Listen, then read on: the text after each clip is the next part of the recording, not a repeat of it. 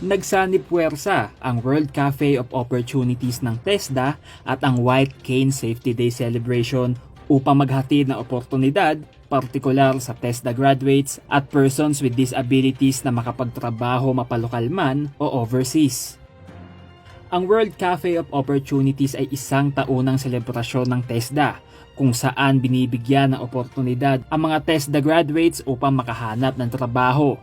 So ito pong WACO o the World Cafe of Opportunities ay isang pong one-stop shop kung saan po ang ating mga TESDA alumni at mga graduates po natin ay i-convene po natin including the other job seekers para po makakuha ng mga posibleng employment opportunities locally and abroad na magmamatch po sa kanilang competencies.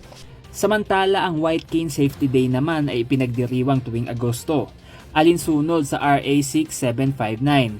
Ito ay upang palawakin ang kamalayan ng publiko patungkol sa kapakanan ng persons with visual impairment. Ang buwan po kasi ng Agosto ay naitalaga bilang White Cane Safety Month, no, for our visually impaired. But this is a best practice of the city na kapag kabuan ng Agosto po ay binalik po natin yung ating inclusive job fair.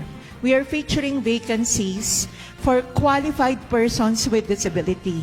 However, it's not only for the visually impaired, it's also for all of the sectors.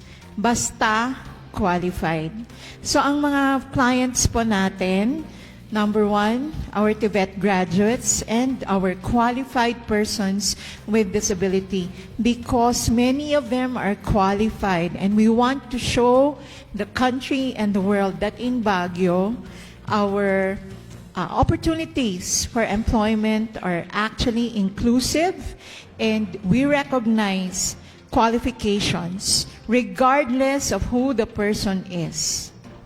Dahil sa iisang layunin na makapaghatid ng trabaho at nataong sa buwan ng Agosto ginugunita ang dalawang nasabing selebrasyon, ipinag-isa na lamang ang mga ito. Samantala, ayon naman sa RA 10524 o ang batas na nagmamandato sa bawat ahensya ng gobyerno na magreserba ng posisyon na nakalaan para sa PWDs. Habang hinihikayat naman ang pribadong sektor na mayroong 100 o higit pang empleyado na ilaan ang 1% o ang isang posisyon para sa PWDs. Sa kabila ng batas na ito, ikinalungkot ng Persons with Disability Affairs Office na dito sa Baguio, marami pa rin ang unemployed PWDs. Nakakalungkot minsan kasi sa aming data, maraming person with disability na unemployed.